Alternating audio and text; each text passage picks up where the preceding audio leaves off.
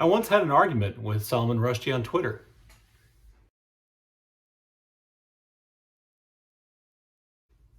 Hello and welcome back to Bookish. Today I wanted to talk about my relationship, such as it is, not a real relationship, with the author Salman Rushdie. And I did actually have an argument with Salman Rushdie on Twitter. It was in the wake of the killings of the editors and staff members at the French satirical magazine Charlie Hebdo.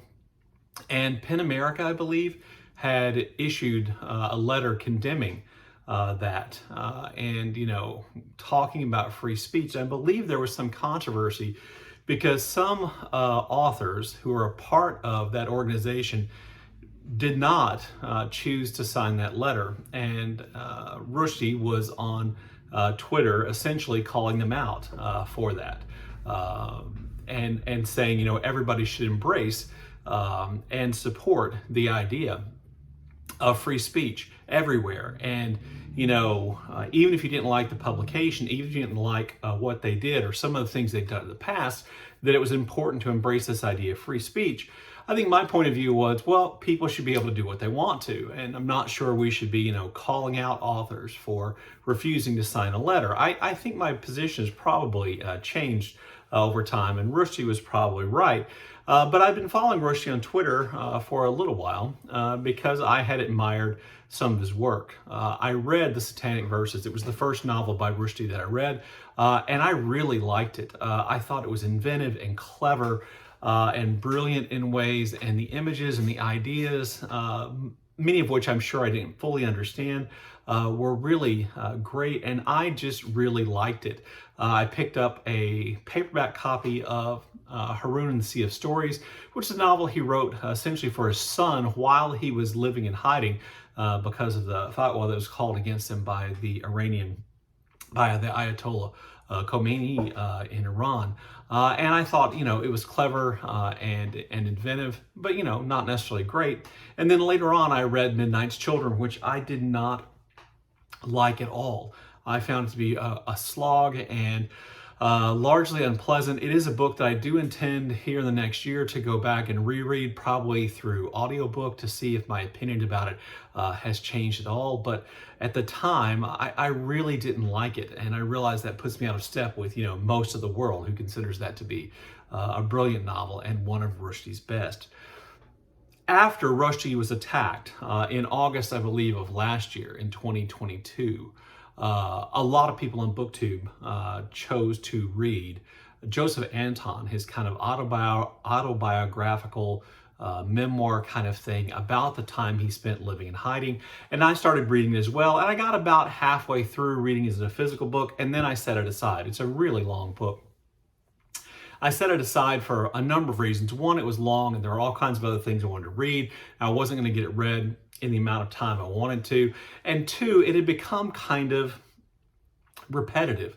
And this sounds like a really harsh, condemnation of a book written by a person describing their time hiding for their lives, and literally in which their entire life was turned upside down, in which they'd essentially been whisked away by British agents and security officials to prevent him from being murdered, and forced to move from home to home and to try to find friends who would take him in and let them stay places, and keeping the number of people who knew where he was and knew what his identity was a secret for years and years, while he had a young child, while he was involved in a marriage to another writer, and how completely destructive that process was. And at the same time, the man his life is literally at risk. It seems a bit petty to talk about the book being repetitive, but it was, and his life was repetitive during that time period in lots of ways. I imagine it was mind-numbing boredom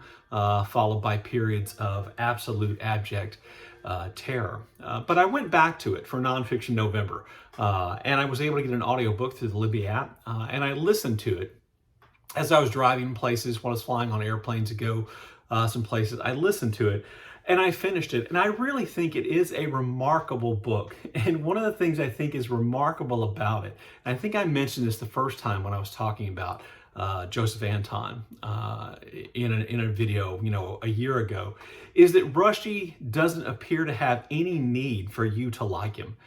He emerges, I think, from the pages of that book in lots of ways for me as a not particularly likable person, as a not entirely admirable person. And you think about how rare it is, I think, for someone to write a memoir about a period of time in their lives in which they clearly are, the target, the victim of a gross injustice, of an incredible injustice. I'm sorry.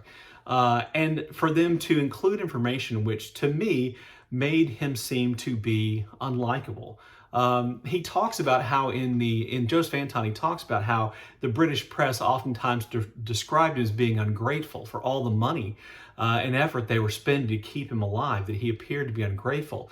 And while I think their reasons why he seemed to be ungrateful were completely wrong, there are passages in Joseph Anton where you go, wow, he doesn't really seem to be all that grateful. He calls on people, he wants us to feel empathy and compassion for the situation he finds himself in, and yet he doesn't seem to have a lot of empathy or compassion for other people who, for very good reasons, fear for their family, their wives, their children, etc., might have been, more reluctant to speak out on his behalf. He praises the people who do for their bravery, their courage, their friendship, their loyalty. That's great, but he doesn't seem to have a lot of understanding, and maybe it'd be impossible for him to, for people who, for basically self-preservation reasons, didn't feel like they could do that. And indeed, if you know the story of the fatwa against Rushdie, it affected lots of other people. The Japanese editor of the Satanic Verses was killed, I believe.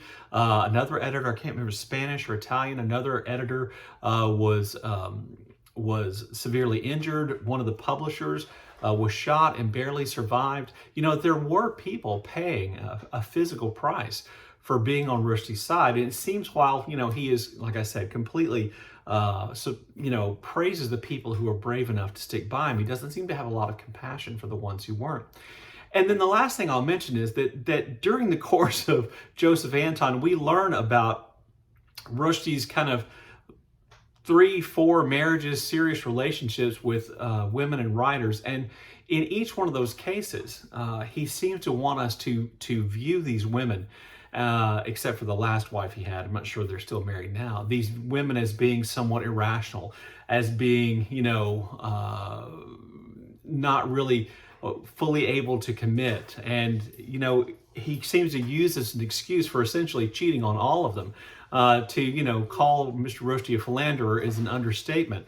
And that, I think, shows a tremendous lack of loyalty to these people, these women who he's, essentially tied himself to.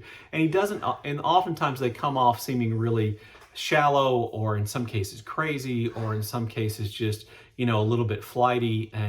And he seems to want to use that to justify his behavior towards them. And maybe that's just my reading of it. But despite that, and despite the fact that I can't say that I would like Salman Rushdie as a person, someone that I'd necessarily want to interact with, someone that I would want to know, even though, I'd definitely be starstruck if I were, and maybe I would change my mind if I was actually in his orbit.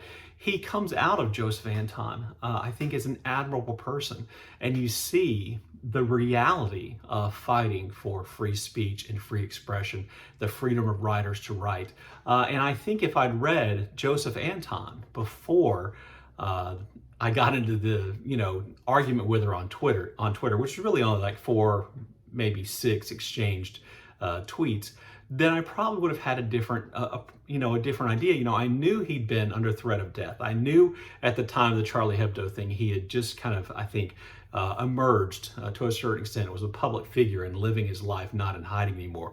I knew those things, but until I read Joseph Anton, I really didn't understand the depth of the problem he was facing and all the nuances of it. And despite the repetition in Joseph Anton, he does a brilliant job of, I think, demonstrating how that event, how the fatwa, how having to live in hiding threatened his sanity, his identity. It certainly destroyed his marriages. It threatened his relationship with his son. It threatened his ability to be a writer. It almost took everything away from him. And you can't help but admire somebody, I think, who comes through something like that and goes on to write and be as brave as he was and go out in public and then be the victim of actual violence, which almost killed him, cost him an eye and I believe some fingers on one of his hands, and he's back out there writing. That, to me as somebody, worthy of admiration, if not worthy of my affection for him as a human being. Anyway, I just thought I'd make this video about Salman Rushdie and me and put it up and see what you thought. Let me know what you think in the comment section down below. And as always, thank you for watching.